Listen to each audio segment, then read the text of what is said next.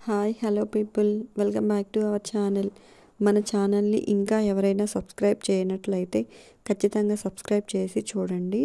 ఈరోజు టాపిక్లోకి వెళ్ళిపోదాం. ఏం మాట్లాడుతున్నావు శివ అని అన్నాడు రామకృష్ణ, కొంచెం కోపం కొంచెం ఆశ్చర్యం కలబోసిన గొంతుతో.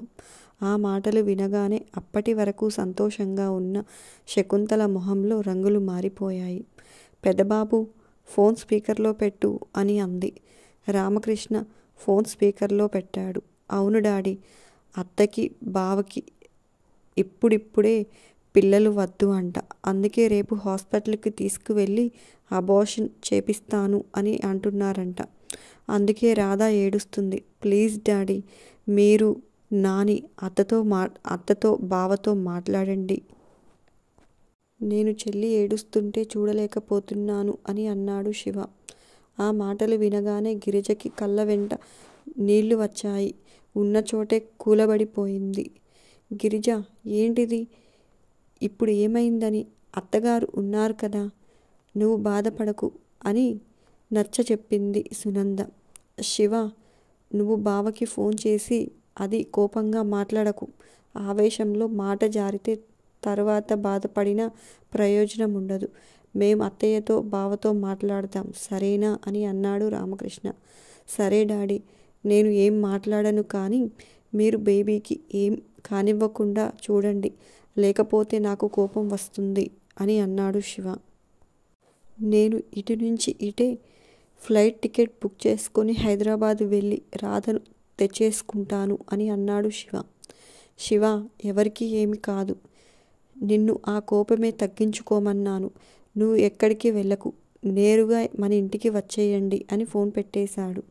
ఆ మాటలు అన్నీ వింటున్న శకుంతలకి కూతుర్ని ఏం చేయాలో కూడా అర్థం కావడం లేదు. నా కూతుర్ని చెంప పగల కొడతారా? ఇప్పుడు చూడండి, నేను మీ మనసు మీద కొట్టే దెబ్బలకి రెక్కలు విరిగిన పక్షుల్లాగా ఎలా గిలగిలా కొట్టుకుంటున్నారో అని అనుకుంటుంది రేవతి మనసులో. రాధ ప్రెగ్నెంట్ అన్న విషయం ఇంట్లో వాళ్ళకి తెలియడంతో సుహానాకి కంగారుగా ఉంది. మమ్మీ, ఎవరికి చెప్పొద్దు అని చెప్పినా ఇది బావకి చెప్పింది చూడు అని కోపంగా రాధాని తిట్టుకుంటుంది. ఇంట్లో వాళ్ళందరికీ ఈ విషయం తెలిసిందన్న సంగతి మమ్మీకి చెప్పాలి. రేపటి వరకు ఫోన్ లిఫ్ట్ చేయకపోతే జరగాల్సింది జరిగిపోతుంది. అప్పుడే నా మనసుకి హాయిగా ఉంటుంది. ఇప్పుడు కూడా వీళ్ళ ఏడుపు మొహాలు చూస్తుంటే కొద్దిగా హాయిగానే ఉంది, కానీ పని పూర్తి కాకుండానే తెలిసిపోయింది. ఇప్పుడు ఏం జరుగుతుందో అన్న టెన్షన్లో ఈ ఆనందాన్ని సరిగ్గా అనుభవించలేకపోతున్నాను. లేకపోతే మొన్న నన్ను కొడుతుంటే అందరూ సినిమా చూసినట్లు చూస్తారా? ఒక్కరన్నా ఆపటానికి ప్రయత్నించారా? ఆహా లేదే. పైగా ఇంకా కొడితే చూసి ఆనందిద్దాం అన్నట్లుగా మొహాలు పెట్టారు. అందుకే ఇప్పుడు అనుభవించండి అని అనుకుంటుంది సుహాన. సుహాన రేవతికి ఫోన్ చేసి లిఫ్ట్ చేయలేదు అని చెప్దామని ఫోన్ తీసేలోపే శకుంతల కూతురికి ఫోన్ చేసింది. ఒక్కసారి రింగ్ అయినా ఫోన్ లిఫ్ట్ చేయలేదు. అది చూసిన సుహాన థ్యాంక్ గాడ్ అనుకొని, ప్లీజ్ మమ్మీ ఫోన్ లిఫ్ట్ చేయకు అని అనుకుంటుంది. శకుంతల మళ్ళీ ఫోన్ చేసింది. హలో చెప్పమ్మా అని అంది రేవతి. ఏంటే చెప్పేది? చెప్పటం కాదు, నా ఎదురుగా ఉన్నట్లయితే చెప్పు తీసుకొని కొట్టేదాన్ని, పాపిష్టిదానా అని తిట్టింది శకుంతల. ఆ తిట్లు వినగానే ఒక్కసారిగా ఉలిక్కిపడింది రేవతి. అమ్మా, ఏమైంది? నేనేం చేశానని అలా తిడుతున్నావు అని కోపంగా అడిగింది రేవతి. చేయాల్సిందంతా చేసి ఏమీ తెలియనట్లు నాటకాలు ఆడుతుంది చూడండి అని అంది శకుంతల ఫోన్ మాట్లాడుతూ రామకృష్ణ వైపు చూసి. అమ్మా, అసలు విషయం ఏంటో చెప్పు అని అంది రేవతి. అసలు విషయం ఏంటా? ఎక్కడన్నా పిల్లలు తొందరపాటు నిర్ణయాలు తీసుకుంటే పెద్దవాళ్ళు వాళ్ళకి సర్ది చెప్పటానికి ప్రయత్నిస్తారు. ఇక్కడ నీ గుణమే చక్కగా లేకపోతే ఇంక పిల్లలకి మంచి సలహాలు ఎక్కడిస్తావు? చూడు రేవతి, కూతురుగా నువ్వంటే నాకు ముద్దే. అలా అని పిచ్చి పిచ్చి వేషాలు వేసి నా మనవరాల్ని బాధ పెట్టాలని చూస్తే ప్రాణాలు తీసేస్తాను అని అంది శకుంతల.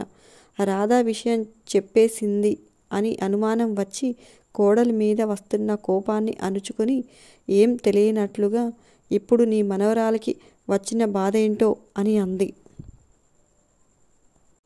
నీకు తెలియదా? అసలు అంత పాపానికి ఎలా ఒడగట్టాలనుకున్నావే దిక్కుమాలినదానా? కూతుర్ని ఇలా తిట్టకూడదు కానీ నువ్వు నా కడుపు రగిలించేశావు.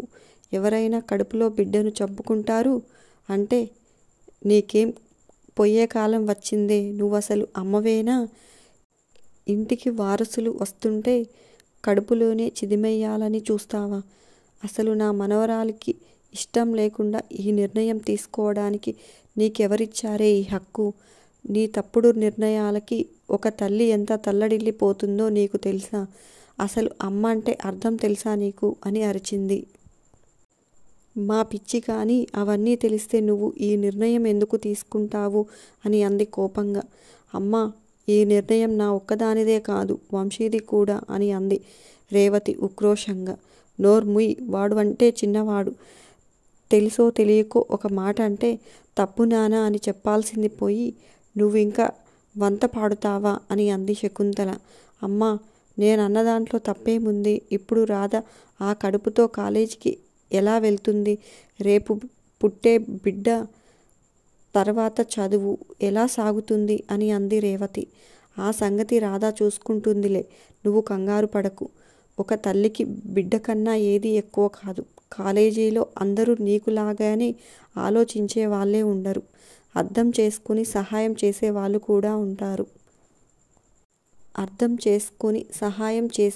కూడా ఉంటారు. తర్వాత సంవత్సరం బిడ్డకు పాలివ్వడానికి ఇంట్లో ఉండాల్సి వస్తే ఉంటుంది. చదువుకోవటం అవసరమే, కాదనడం లేదు. ఆడదానికి బిడ్డలు అంటే తన సర్వస్వం.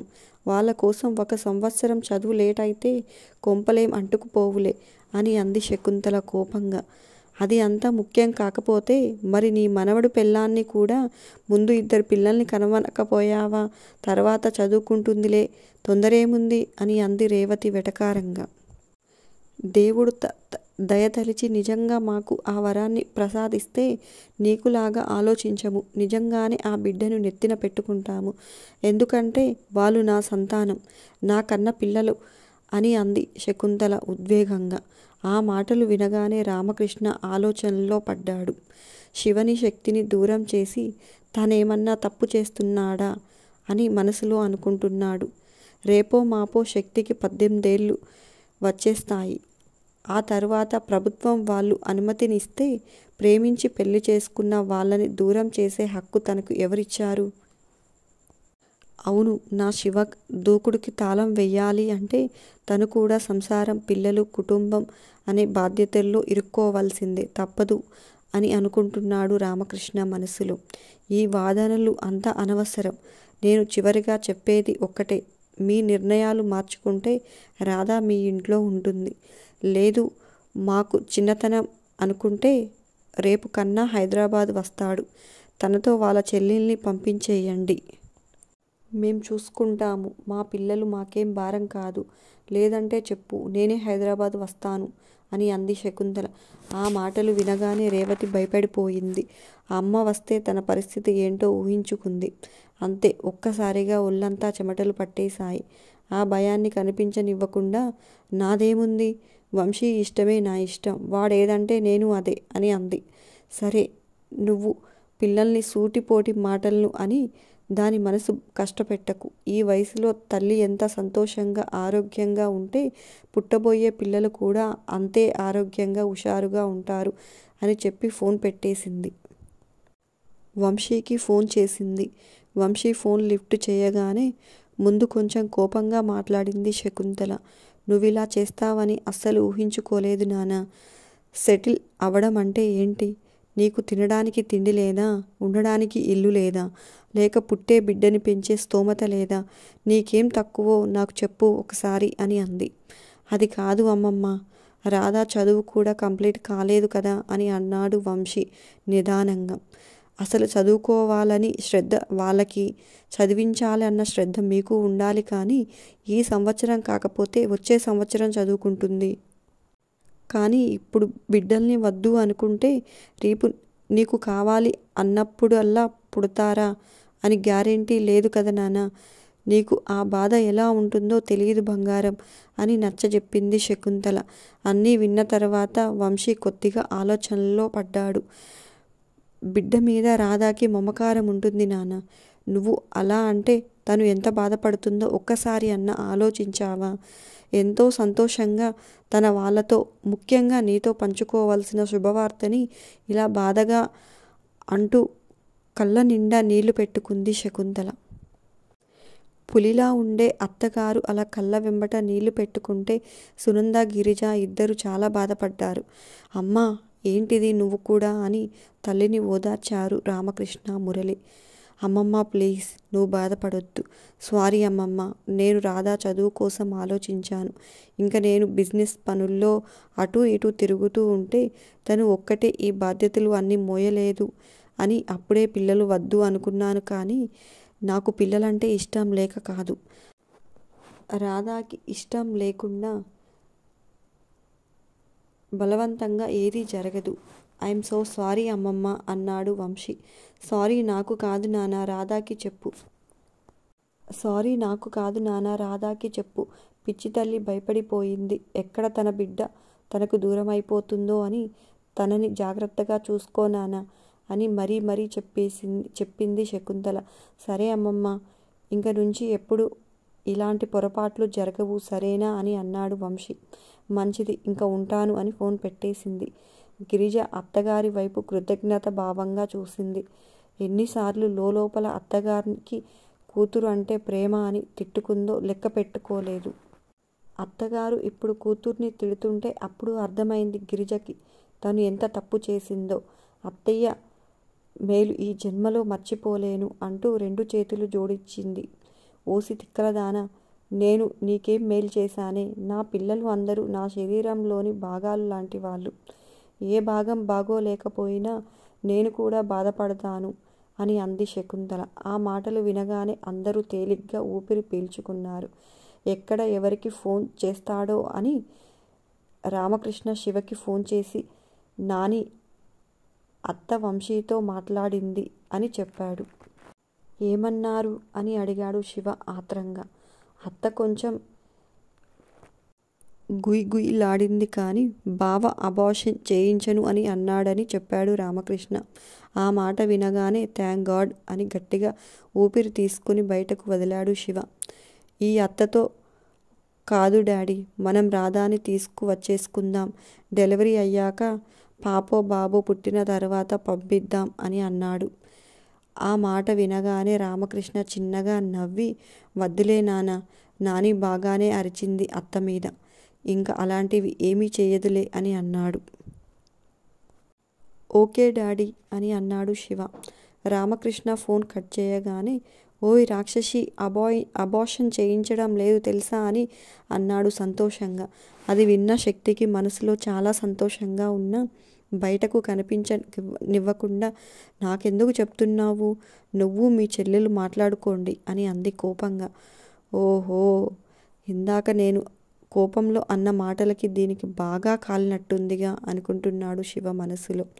సారీయే రాక్షసి, రాధ అలా ఏడుస్తుంటే నాకు బ్రెయిన్ పనిచేయలేదు. ఆ కోపంలో ఏదో అనేశాను. కోపమైనా ప్రేమైనా ప్రేమించిన వాళ్ళ మీదే కదే చూపించగలం. సరే, నీకింకా కోపం తగ్గకపోతే నన్ను కూడా తిట్టు, పోనీ కొట్టు అంటూ అమాయకంగా చూశాడు శివ. శివ మాటలు విని ఆ మొహం చూడగానే శక్తి కోపం అంతా దెబ్బకు ఎగిరిపోయింది.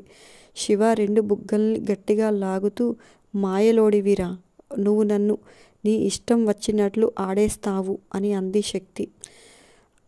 నవ్వి నువ్వు నా బంగారానివే రాక్షసి, నువ్వంటే నాకు ఎంత పిచ్చో నీకు తెలీదు అని అన్నాడు శివ శక్తిని గట్టిగా కౌగిలించుకొని.